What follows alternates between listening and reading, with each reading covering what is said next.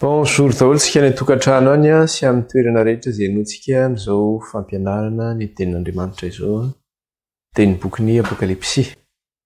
Ny fahasoavan'ny Tompo sy ny fiadanany ny toetra amintsika mandrakariva. Ilesitsika moa zany dia mbola eo amin'ilay hoe fandrefesana ny tempoly ihany zany tsika. Arak'ilay teny manao hoe refeso ny tempoly,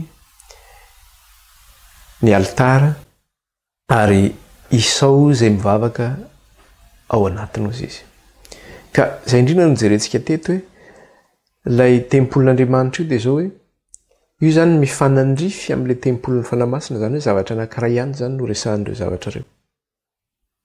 Ary rehefa mandrify amin'ny tempoly zany tsika dia ny zavatra resahan'ny hitantsika tao anatin'ilay tempoly ihany no hitantsika eo amin'ilay tombo-kasen'ny fanamasina. Ka io tombo-kasen'ny fanamasina io nefa hitantsika izy io tany amin'ny anatra ny tombo-kasentsika. Nienatra ny velatra mihitsy zany tsika tany fa aty amin'ny fandrefesana ny tempoly zany tsika dia fitiantsika le izy zany satria zavatra efa hitantsika zany ilay izy. Fa ny fanontaniana mipetraka dia ity manao hoe move eo anatin'ilay refin'ilay tempoly ary ve isika zany sa tsy eo anatiny, satria ilay refin'Andriamanitra zany dia zao famantaran'Andriamanitra fa isika olony ary Jehova no Andriamantsika. Dia anisan'izay ny resantsika farany teo mikasika ny resaka hoe sabata. Hitantsika tao anatin'izany resaka hoe misy sonian'Andriamanitra mihitsy izany sabata izany. Manao hoe mahatsiarova ny andro sabata na masina azy izy izy. Ene manao ny asana sy anaovanao ny rahanao rehetra fa ny andro fahafito izy dia sabatany izy, sabatan'i Jehova Andriamanitra io, zany hoe misy sonian'Andriamanitra mihitsy zany ilay sabata. Famantarana zany. Dia hoy Andriamanitra nomeko azy koa ny sabata koa izy famantarana ho amiko sy ho aminy fa izao Andriamaniny ary izy ho oloko.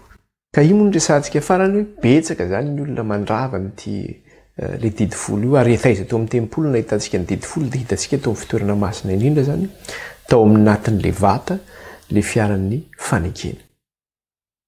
Ny zavatra hita nefa dia izao hatrany an-danitra dia manao rehefa nosokafana ny tempoly tany an-danitra dia hita ihany tokoa ny fiaran'ny fanekena izay misy ny vavolombelona hozy izy.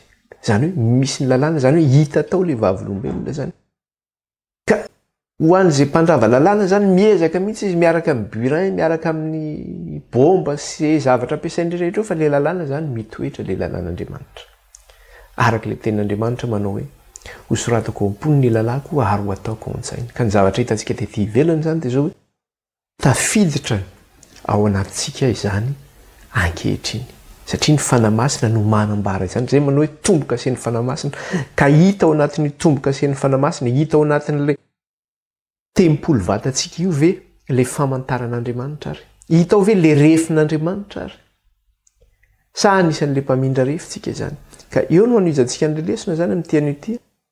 Fa alohan'ny zavatra rehetra nefa dia manasantsika indray ary hivavaka, hametraka ny fotoana eo am-pelantanan'Andriamanitra dia manasantsika indray ary hiaraka hivavaka izany. Hivavaka isika ary. Jehova Andriamanitra raha io, miray ny amin'ny alalan'i Jesosy Tompo ianao. Meteza ray nivavaka any ianao any an-danitra any. Meteza ray haningilana ny sofinao any ianao. Misaotra ray fa mbola nomenao fotoana izay ahafahanay hiara-hianatra indray sy handinika ny teninao amin'ity an'ity. Misaotra ihany koa ny amin'ny andro tsara izay nomenao anay. Misaotra ny amin'ny toe-palamana izay misy eo amin'ny fiainana tsirairay avy. Misy ny salama, misy ny tsy salama. Eo ihany koa ny amin'ny fiainanay andavanandro, ny amin'izay mety olana amin'seho amin'ny fiainanay andavanandro. Andriamanitra hisaoranay ianao avokoa ny zavatra rehetra. Ny teninao manambara manao hoe miara-miasa ny zavatra rehetra ahasoa izay tianao. Ary Jehova dia ny teny nanambara manao hoe move ny soa ihany raisina avy aminao Andriamanitra, fa move tsy ny ratsy ihany koa. Fa ny zavatra rehetra nefa dia miara-miasa ahasoa izay tianao. Dia ny teninao ihany koa manambara ray manao hoe za manana hevitra hiverina anareo dia hevitra tonga fiadanana fa tsy loza. Ka ninona zavatra mitranga eo amin'ny fiainanay dia misy antony izany rehetra izany. Fa ny angatahanay aminao, ny angatahanao aminay dia nyloranay ny fonay ny sainay ny tenanay ray manontolo ho anao Jehova tompony maro. Raha io mananatra ny fisaorana anao zay amin'izay rehetra efa nataonao taminay. Misaotra anao ihany koa ny amin'izay rehetra mbola ho ataonao aminay. Mifona aminao zay ray ny amin'izay elokay ny amin'ny fahotanay sy ny tsy fahamarinanay rehetra. Mifona aminao zay nay raha io ny amin'izay nanadinonay ianao ny amin'ny lalànao ka tsy nanarana izany. Mifona aminao zay ray ny amin'ny fahamafisan'ny fonay sy ny atokay andehananay mifilanay sy ny nofinay. Mifona raha io raha tsy nihetry teo anatrehanao zay. Mamindrafo aminay Tompo mamela ny elokay rehetra nenao. Mifona aminao zay ankehitriny indray eny manavao indray ny fanoloran-tenanay. Kaoka ray Jesosy Tompo ho lerahanao soa ilay nampihavananao anay amin'ny ray leny an-danitra. Aoka izany ranao zany no anadio sy anasanay ka nafaka anay amin'ny fahotanay sy ny tsy fahamarinanay rehetra. Fa izany ranao zany dia nalatsaka ny ray mandeha monja Jesosy io ho fampihavananao anay sy amin'ilay Jehova tompony maro. Ko dia diovy amin'ny ranao zay Kristy ho afa-pahotana. Sasao amin'ny ranao zay ho afa-keloka. Ary ao ka reny fanainao Andriamanitro no hitoetra aminay amin'ny fahafinoana ka izy no hitantana anay ho amin'ny marina rehetra. Mifaindreny zay ray, mifatahorana fenonao zay. Ampitoerao anatinay ny lalànao ary ataovy eo am-ponay sy eo an-tsainay izany, hanaranay izany. Aoka ny fanainao no hitantana anay amin'ny marina rehetra. Eo ihany koa Andriamanitro ny tsy fahasalamana amin'izao rao fotoana izao ho an'izay mihaino ny fampianarana ny teninao. Misy ny olona izay voan'ny Covid Andriamanitro izay marary tratra, mitambokombokona, marary kibo, ao ny marary andoha, ao ny sepotra, ao ny reraka dia tena reraka. Jesosy io efa tonga amin'izao tontolo izao tokoa ilay loza nolazainao ny amin'ny loza fito, ny amin'ny resaka trompetra izany. Ka izay efa nitsofina Tompo dia efa manomboka miraraka izany amin'izao fotoana izao.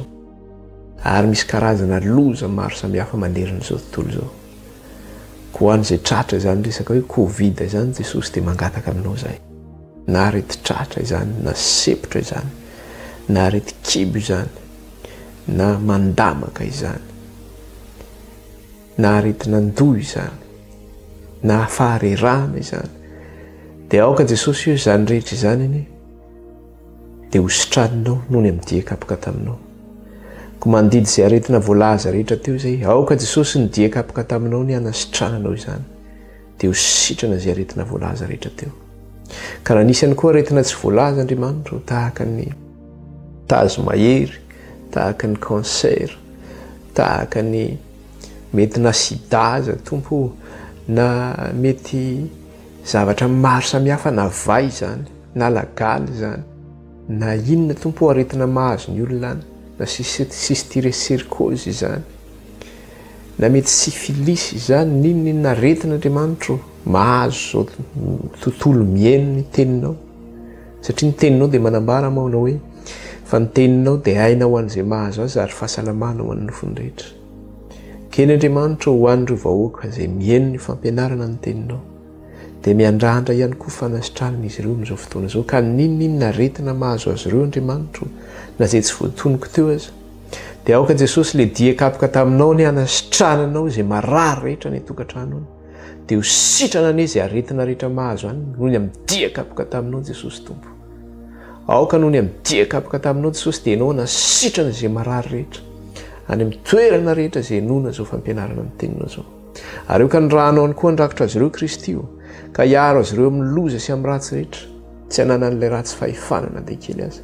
Ka nina asany devoly hoentina manakorotana tokantrano, nina asany devoly hoentina mitondra aretina, nina asany devoly hoentina manimba ny fivelomana, na manimba ny fiarahamonina, na manimba ny fifandraisan'ny ray sy ny zanaka. Ninona asany devoly Andriamanitra hoentina manafika ireto vahoaka izay mihaino ny teninao izao dia le vonona anie izany noho ny amin'ny rahany zanak'ondry sy ny fofona an'i Jesosy tsy manan-kery tsy manam-pahefana. Lasa ny afo mandevona Satana sy ny asany rehetra noho ny amin'ny rahany zanak'ondry sy ny fofona an'i Kristy. Ny anaran'i Jesosy.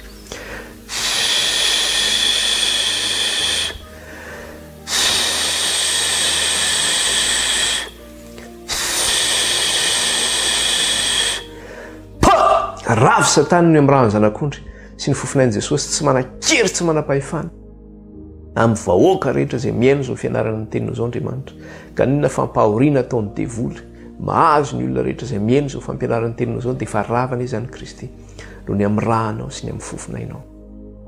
Lehibe ny herinao Tompo, lehibe ny fahefanao. Move misy fahefana ambony noho ny fahefanao.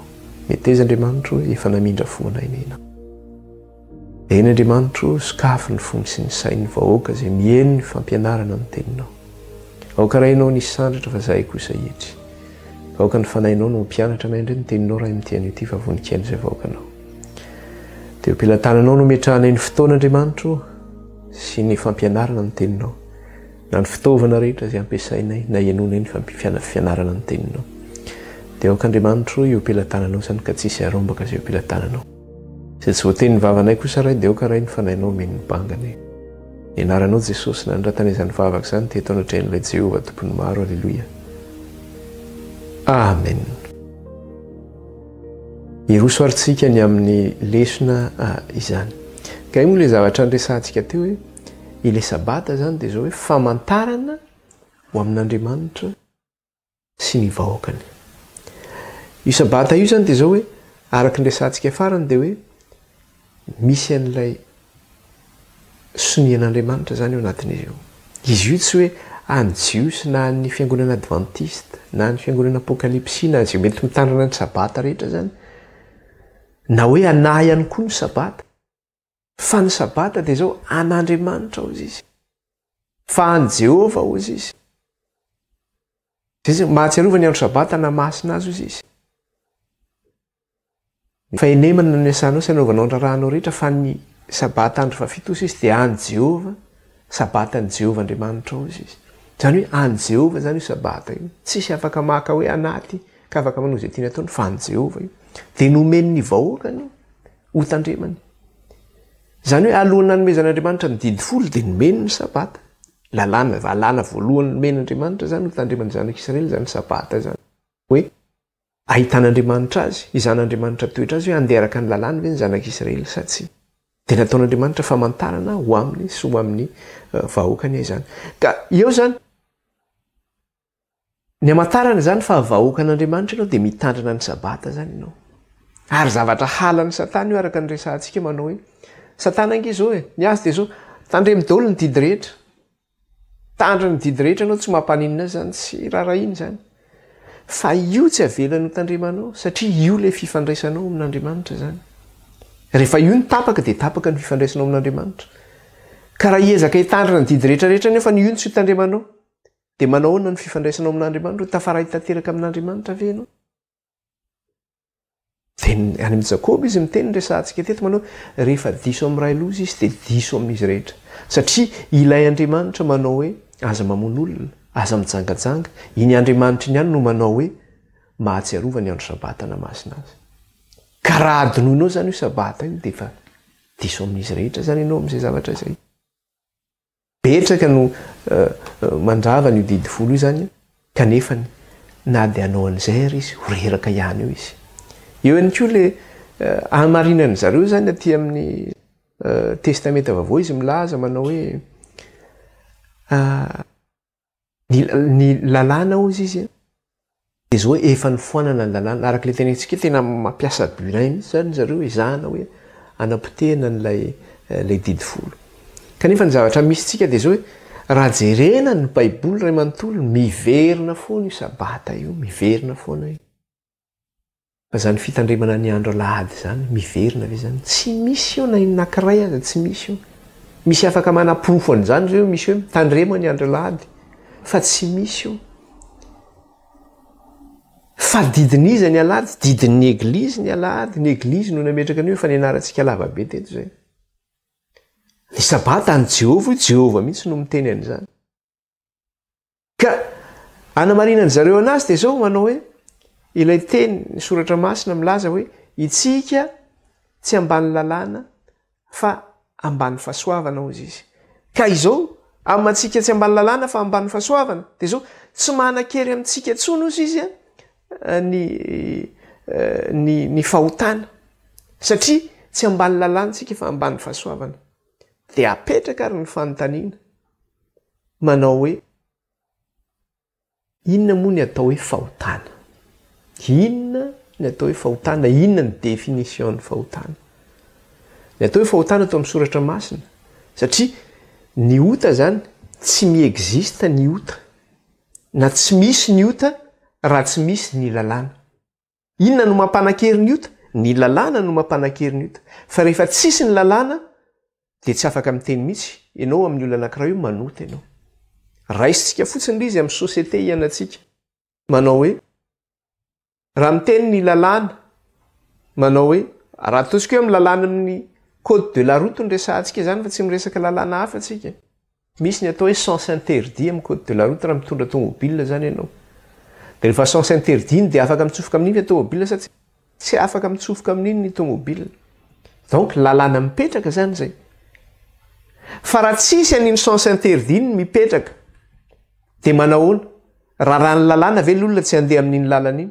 Tsisy lalàna mandrarana azy donc afaka mandeha amin'iny lalana iny. Donc tsy mandika lalàna zany izy. Fa raha mipetraka iny lalàna iny kanefa izy mandeha amin'iny lalana iny dia iny zay mandika lalàna zany izy amin'izay fotoana zay. Dia ohatr'izay mihitsy ilay lalàn'Andriamanitra. Ny atao hoe fahotana dia fandikan-dalàna. Ka raha ohatra zany ianao ka manota dia ny dikan'izay mandika ny lalàn'Andriamanitra zany ianao. Satria ny fisehoan'ny ota dia amin'ny alalan'ny lalàna ihany. Dia hoy izy ilay teny teo, raha raisika kely izy aty amin'ny Romanina toko 1, raisika kely Romanina toko 1 hoy izy. Romanina toko 1 zany jerentsika 4:40. Satria zany io zany tena hain'ny olona tsy anjery mihitsy toko sy andinina io zany anjerany an'ilay lalàn'Andriamanitra zany. Dia hono izy Romanina toko 1:4. Dia zao nivaky ny teny amin'ny anaran'i Jesosy manao hoe fa ny ota tsy manan-kery aminao fa tsy ambany lalàna ianao fa ambany ny fahasoavana. Satria inona moa ilay fahasoavana? Dia hoe ilay fahasoavana men'Andriamanitra ray amin'ny alalan'i Jesosy Kristy. Dia hoy izy fa ny ota izy tsy manan-kery aminao satria tsy ambany lalàna ianao fa ambany fahasoavana. Dia raha vadintsika zany ilay izy manao inona moa ny atao hoe fahotana? Ny atao hoe fahotana dia hoe fandikana lalàna. Zany hoe manota zany ianao raha ohatra ka manina raha mijangajanga satria ny lalàna miteny manao hoe aza mijangajanga. Manota zao raha miteny hoe aza hoe mangalatra nefa satria ny lalàna miteny hoe aza mangalatra. Manota zany ianao raha hoe tsy manaja raisy reny satria ny lalàna miteny manao hoe manajany ny rainao sy ny reninao mba ho lava andro ianao. Manota zany ianao raha manompo sampy satria ny lalàn'Andriamanitra miteny hoe aza manao sarin-javatra sikotra ho anao iankofanao anatrehana ozy izy na sarin-javatra any ambony na ity an-tany ozy izy.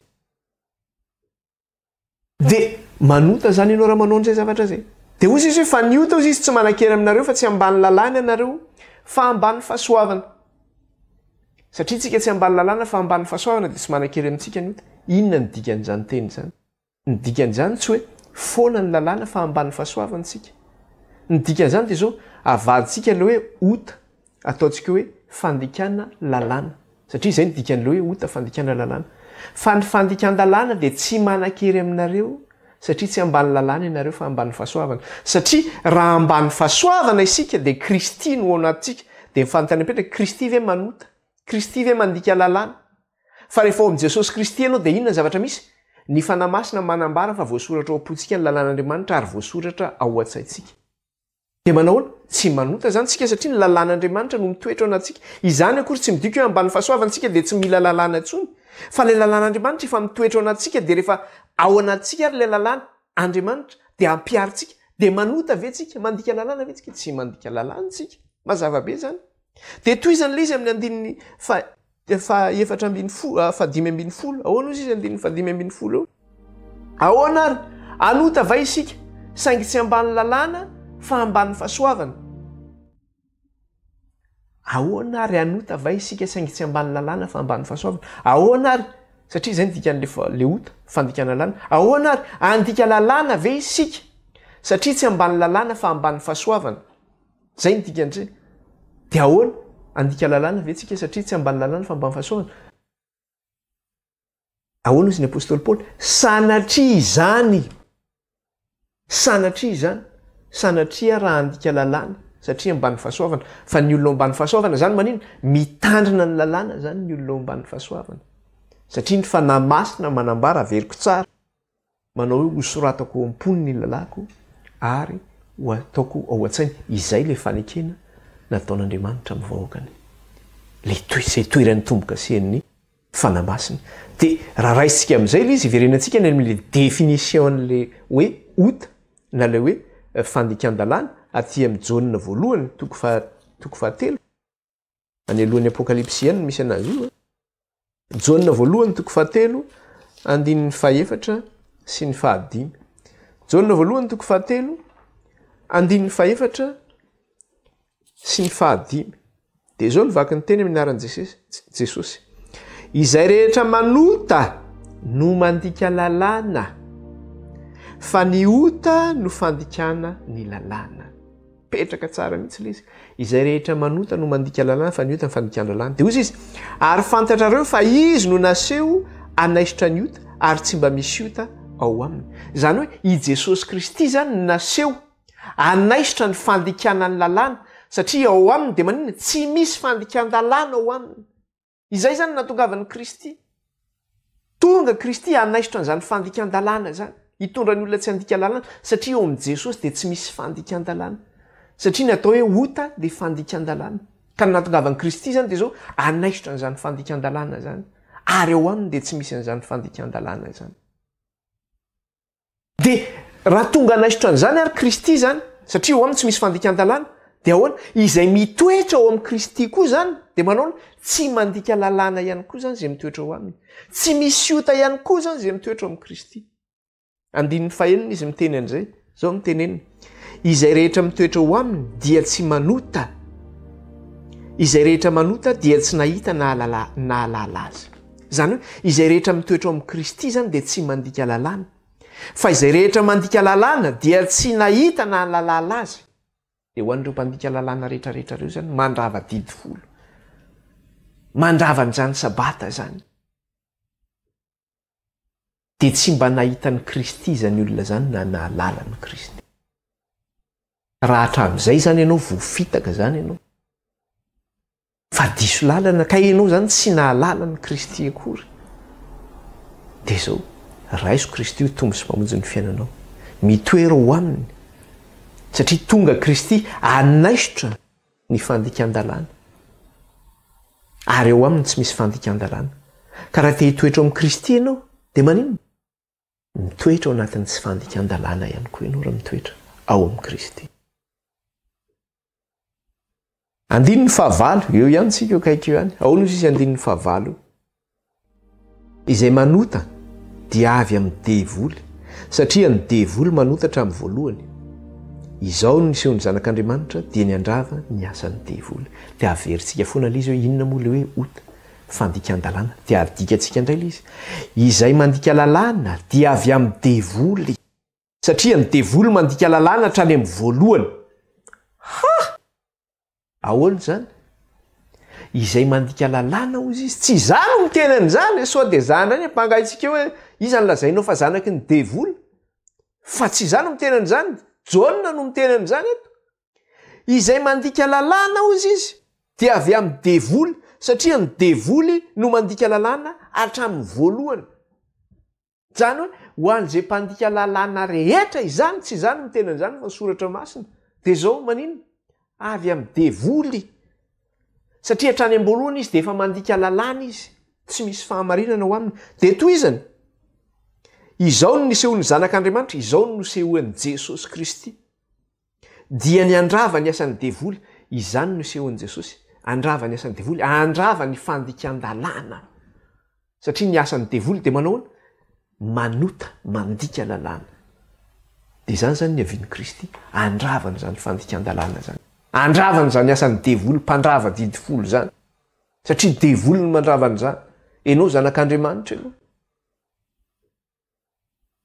sokafan'Andriamanitra nge ny saintsika zao dia anjarantsika no mandray ilay izy fa iza ny mpandika lalàna ny devoly no mpandika lalàna aza manaiky ho fitahany devoly amin'izany dia ahoana ozy jesosy mikasika ny amin'ny mikasika ny amin'ny sabata ahoana ozy jesosy mikasika ny sabata irantsika le tia Matthieu 5 satria ny devolo ny mpandrava lalàna fa Kristy zany tsy maninona Kristy mampiorona n'izany lalàna izany satria eo aminy tonga Jesosy andrava ny fandikan-dalàna fa tsy andrava ny lalàna ary Jesosy tenany mihitsy ara no niteny an'izany Matthieu 5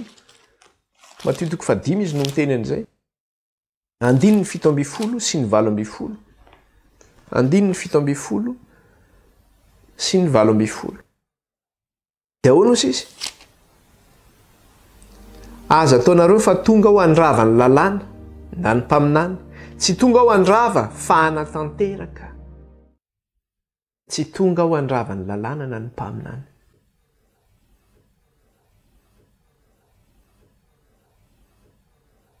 tsy tonga ho andrava fa hanatanteraka inona ny fanatanterana zay nataony hosoratako ao am-pony ny lalako ary ho ataoko ao an-tsaina mba hahatonga antsika n'inona ho tanteraka eo anatrehan'Andriamanitra dia toy izany 17 fa lazaiko aminareo marina tokoa mandra-pahafoana ny lanitra sy ny tany dia tsisy ho foana akory amin'ny lalàna na dia litera iray na teny tsoratra iray aza mandra-pahatanteraka izy rehetra mandra-pahafoana ny lanitra sy ny tany tsy ho foana ny lalàna ozy izy na litera iray na teny tsoratra iray mandra-pahatanteraka izy rehetra ka io lalàna io itenin'Andriamanitra io ny boky mpaminany hosoratanao am-pontsika daholo io ho atao an-tsaintsika daholo mba ho masina tsika satria masina Jehova Andriamanitsika dia iza nefa ny tena ampiasain'ny devoly mandrava nyity lalàna ity dia ireo milaza azy milaza ny tenany ho apôstôly milaza ny tenany ho pastera tena manana traikefa be dia be ny pastera mitsangana amin'izao fotoana izao be dia be milaza azo apôstôly be dia be milaza azo evanjelista fa Kristy efa niteny ary averiko foana izy fa izy Kristy sandoka sy mpaminany sandoka hitsangana ozy izy ka maro no voafitany mitandrema ianareo izy izy enina dia n'olona voafity aza dia ho fitany ary misy amin'izao vanim-potoana antsika izao zao misy tena fotoana ny mpaminany sandoka zao feno manerana n'izao tontolo izao mandrava ny io lalàn'Andriamanitra io mitondra ny olona tsy toetra ao amin'ny Kristy fa eo ambany vahoan'ny Satana eo ambany vahoan'ny devoly dia inona ny zavatra ataon'ireo mpaminany sandoka reo le mamindra faritany reo le mideplace borne reo zany hoe tsy ao anatin'le refin'Andriamanitra izay mahatonga antsika mandrefy an'le tempolo manao hoe ao anatin'le refy ve tsika sa tsy eo ao anatin'le lalàn'Andriamanitra ao anatin'le sabatan'Andriamanitra ve tsika sa tsy ao anatin'le sabatan'Andriamanitra dia amin'inona no amindrany an'ireny mpitondra fivavahana reny an'le refy amin'ny alalan'ny fombafomba ara-pivavahana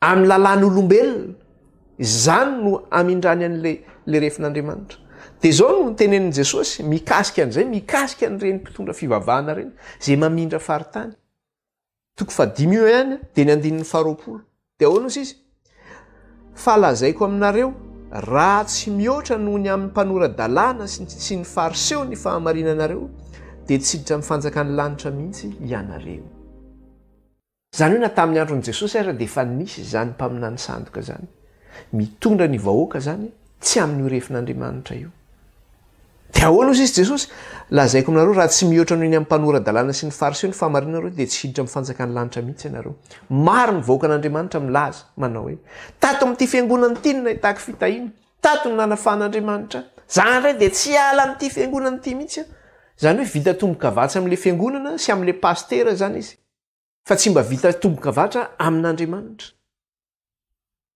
dia na dia efa mivoana raha ny zavatra tenen'le pastera misy miteny azy ihany satria le fanamasina ange mibitsika foana miantso foana ange fanamasina io fa rehefa minitsy miaino zany ianao dia efa manomboka ohatran'ny tseninao tsony izy io zany ohatran'ireny bruena olona mipetraka amin'ny tanàn-dehibe reny dia misy bruena tomobile foana eninao farange tseninao tsony bruena tomobile iny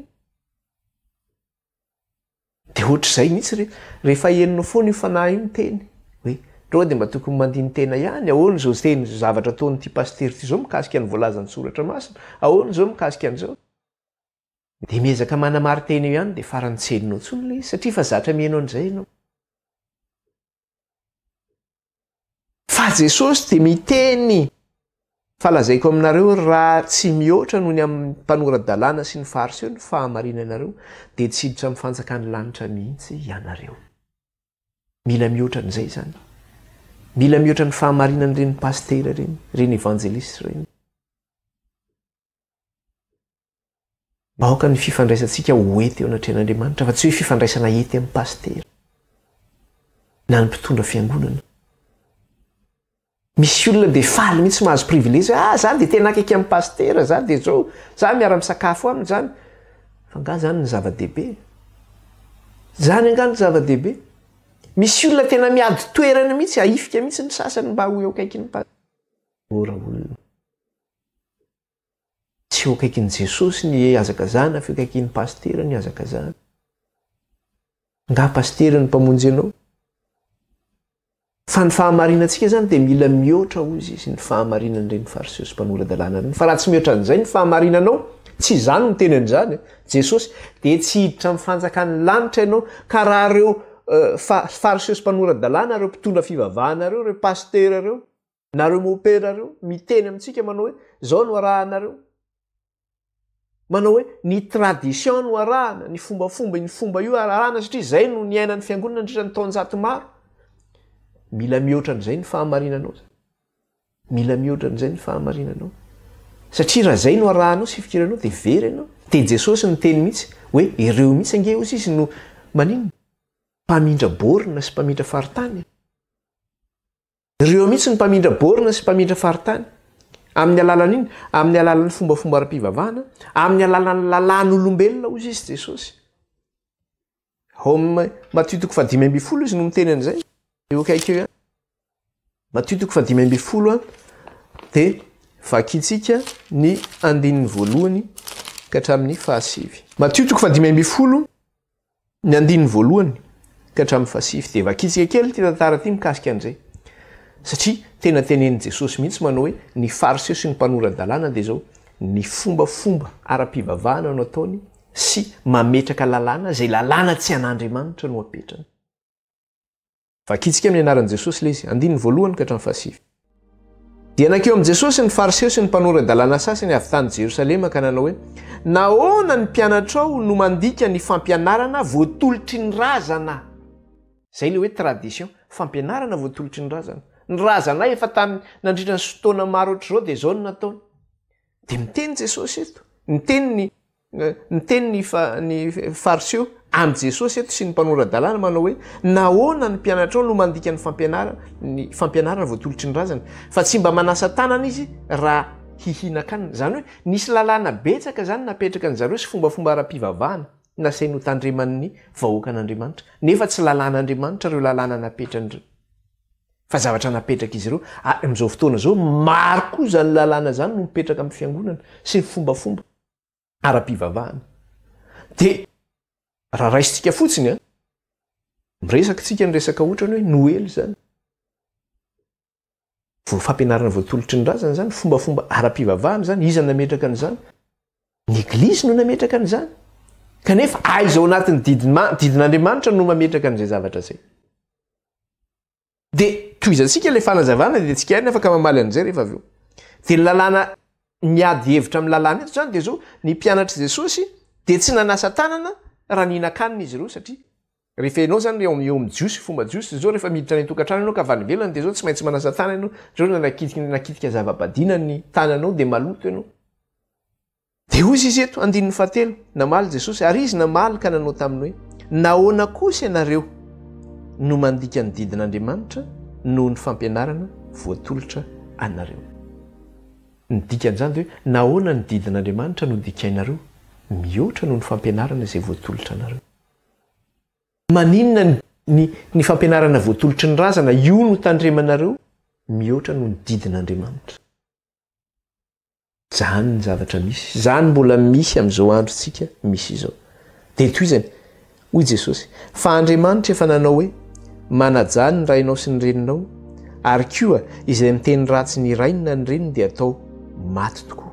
Fa ho kosa ianareo araka ny lalàna zay napetrany nazovy no ilaza am'rainina ny reniny hoe efa fanatitra ao an'Andriamanitra zay rehetra tokony ahazoanao soa avy amiko dia tsy mba anajany rainy akory izy hoe za rehefa nanatitra dia efa misolo ny le otrany hoe fanajako anao ihany zany ka tsy mila manampy anao tsony zany fa eo anao io rehefa manao fanatitra any amin'ny tempolo fotsiny dia efa mahasolo an'izay dia toy izany koa dia foananareo ny tenin'Andriamanitra noho ny fampianarana voatolotra anareo ry mpiatsala velatsy marina ny naminany Isaia anareo ho an'ireo izay mitandrina ny fampianarana voatolotry ny razana ho an'ireo izay mitandrina ny fombafomba ara-pivavahana ho Jesosy ianareo mpiatsara velatsy tsy izany no miteny izany fa Kristy no miteny izany marina ozy izy naminaniny Isaia manao hoe ity fireneny ity manaja amin'ny olony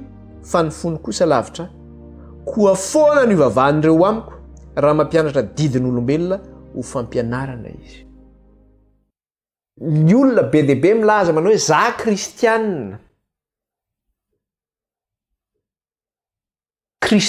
za zanak'Andriamanitra za zao za mivavaka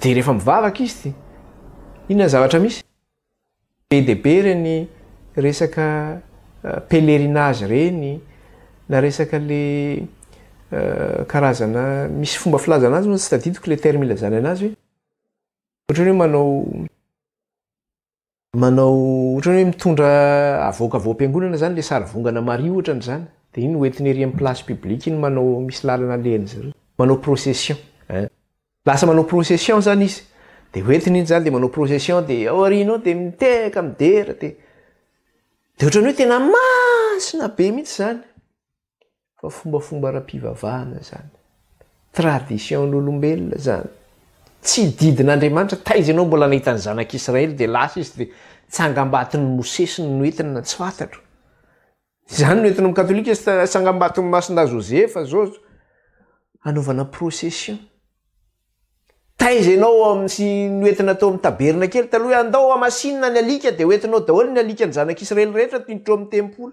fa nga azo ampidirana an'izany ao azo ampidirana biby maloto amin'ny fiangonana nefa hoentina fiangonana katolika zany vao tamin'ny vino vao tapa-bolana angambizay na ianao an'izay tonga indray fanamasinana ny alika dia nanazavain'le mopera teo mahoana moa ny anamasinana le alika ozy izy fa tadidio tsara ozy izy fa rehefa masiny ny alika io dia ho hitanao amin'ny endrika oatra ny nahitanao azy ny io rehefa tonga any amin'ny fiainana mandrakizay ianao le bras mon tombe ora olona tsy mbola naheno zavatra ohatr' izany fa ianao rehefa ao anatin'izay zavatra zay nga hitanao zany manaraka ianao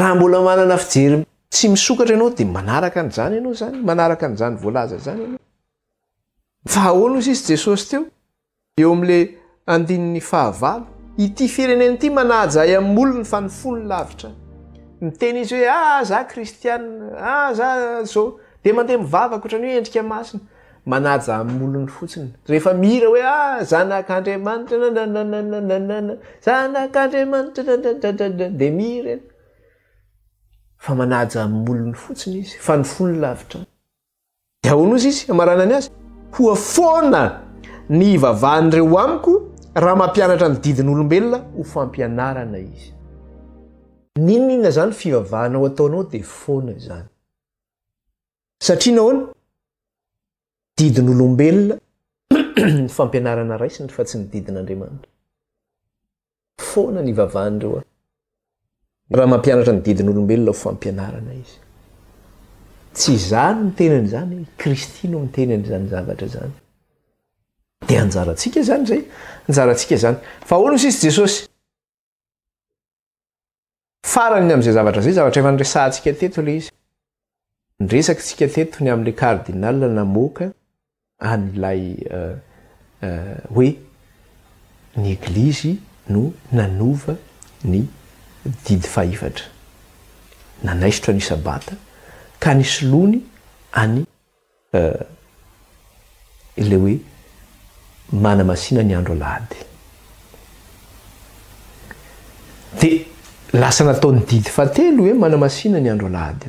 Dia nitenen'ilay kardinaly mihitsy tamin'izay manao hoe ny sabata hozy izy dia didy faefatra amin'ny soratra masina.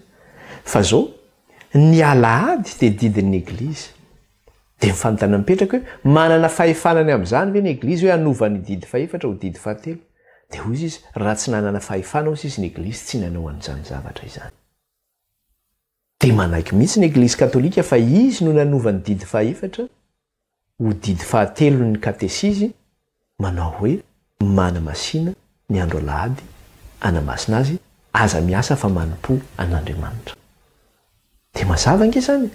Mazava zany fa ny didy alahady dia zao didin'olombelona ny didy alahady fa tsy didin'Andriamanitra. Satria ny eglizy no nanovany zany fa tsy Andriamanitra no nanovany zany. Za miteny amintsika ohatran'io kardinaly io miteny manao fanamby mihitsy izy manao hoe ozy le kardinaly manao fanamby aminareo ozy izy $1000 raha misy samylaza amiko eto manao hoe ao anaty baiboly hoe manajany andro alahady fa tsy misy ozy izy fa ny ao anaty baiboly ozy izy dia zao didy faefatra ozy izy no milaza an'izany hoe manajany andro sabata ozy izy. Zany hoe izy zany tena manaiky hoe ny didin'Andriamanitra ny andro ny tompo ny andro sabata dia ny andro fahafito ny andro sabotsy zany manaiky mihitsy izy. Dia za koa manao fanamby amintsika eto hoe raha mahita ho tsika hoe lahady no tandremana hoe io ny sabatany Jehova tena manaraka raha osy Jehova io fa tsisy ao dia tsy manaraka an'izay fa zay tenenin'i Jehova no rahako. Fa ahoana ozy izy Jesosy? Jaolina 5:10. Jaolina 5:10.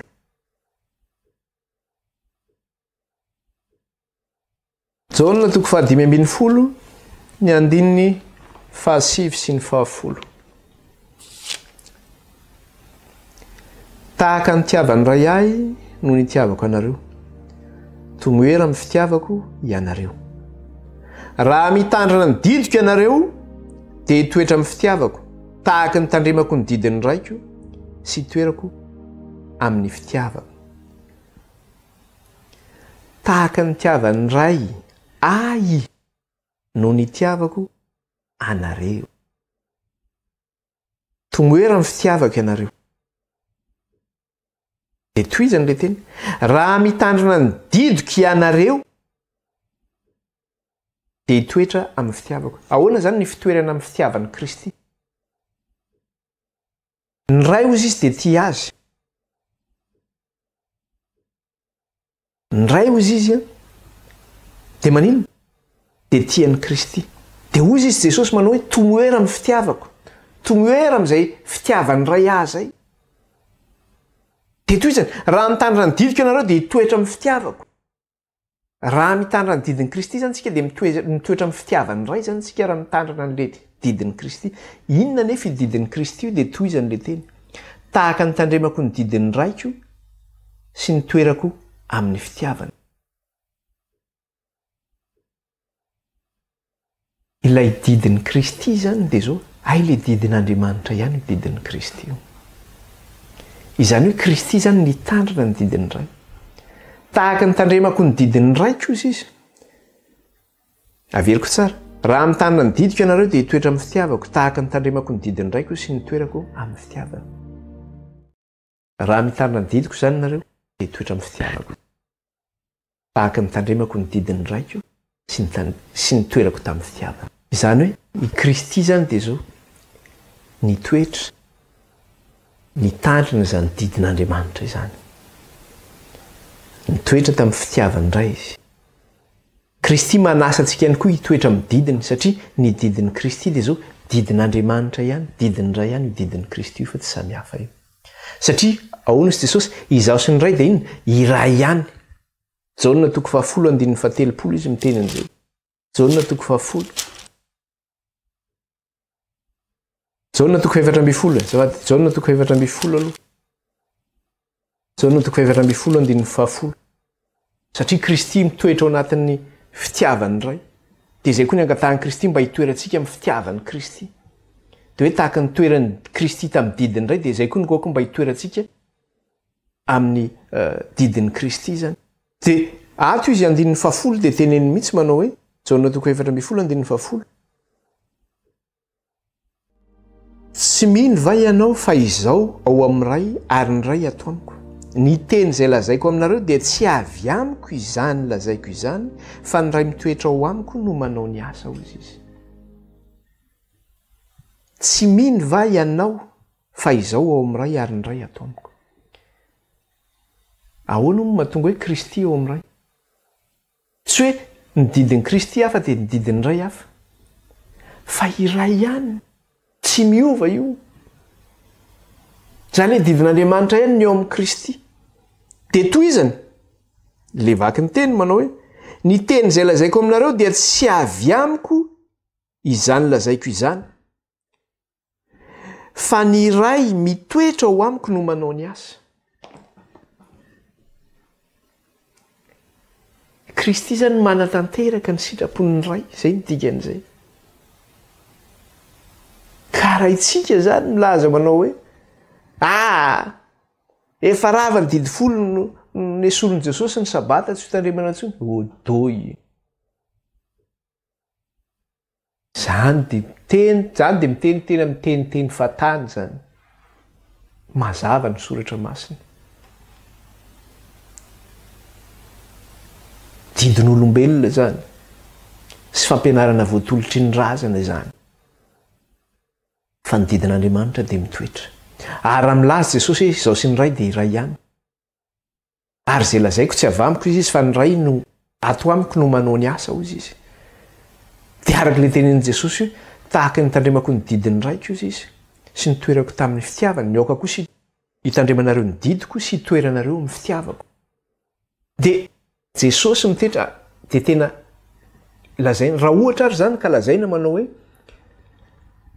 ao amin'ny Kristy Andriamanitra ray. Satria iray ihany izy sy Andriamanitra. Jesosy ary ve zany tompon'ny alahady. Mazava ho azy fa tsy tompon'ny alahady Jesosy. Fa raha ray tompon'ny sabata dia mazava koa fa Kristy zany tompon'ny sabata. Ary Jesosy tena no mitenany zany.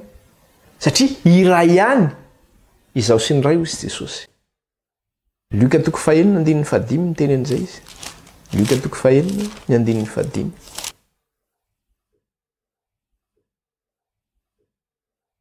Luka 4:5.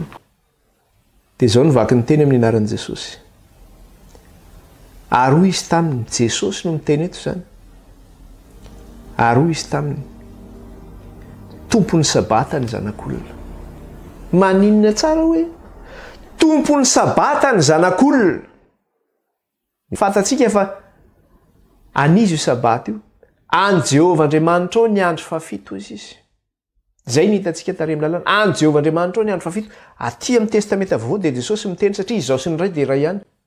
Tompon'ny sabata ny zanak'olona. Jesosy koa tompon'ny sabata satria ny ray ato amiko ary izao amin'ny ray hozy izy. Zany hoe tsy ny ray ihany ny hitantsika eo amin'ny Kristy fa tsy hoe niova. Tompon'ny sabata ny zanak'olona. Ka raha milaza zany tsika hoe kristianina dia manao ao manaja ny andro sabata tsika zany. Satria io Kristy izay arahantsika io hitondrantsika ny anarana hoe kristianina mitandrina ny sabata io. Raha milaza hoe kristianina tsika. Ka raha milaza ianao hoe kristianina nefa ianao mitandrina ny andro alahady dia manao hono izy Jesosy teo. Foana hozy izy no iavahanareo amiko.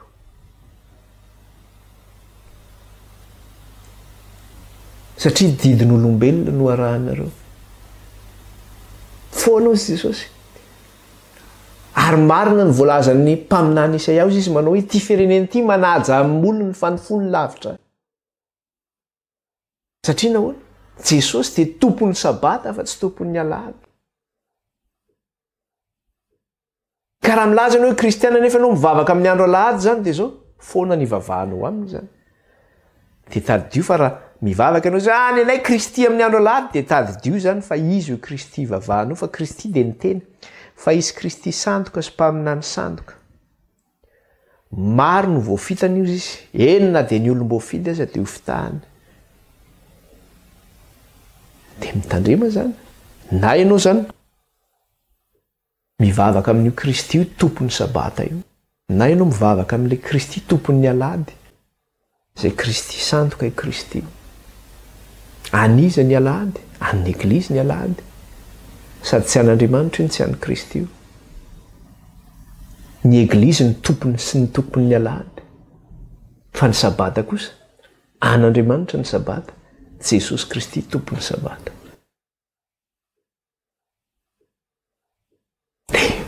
miasa foana zay manao an'izay zavatra zay zany zay ny amin'iny zany sorantsika an'andriamanitra lesona zay vitantsika tamin'ity an'ity toy izantsika amin'ny tapany ariva iny dia faranantsika ny amin'ny lesona sabata zany amin'ny tapany ariva iny zany hiary vavaka ary sika sotra an'andriamanitra. Jehovah Andriamanitra raha io misaotra anao indray zay ny amin'ny teny izay nomenao ny anaranay tamin'ity maraina ity mikasika ny amin'ny lalànao izay ravany ireo mpandrava lalàna kanefa ianao mampiorina ny fahamarinanao mampitoetra izany ary mbola milaza ihany koa ianao kristy manao hoe tompony sabata ny zanak'olona midery anao zay raha io mankalaza anao zay ry manome voninahitra anao ry misaotra nampahafantaranao anay izany fahamarinana izany aoka ny anjelinao Jehovah itoby manodidina anay ka hiaro anay sy tantana anay aoka ny fanainao namasina anay amin'ny teninao dia raina mandrakizay ny anaranao raha io amin'ny anaran'i Kristy nandratanay izao vavaka izao teto anatrehanao. Halleluja,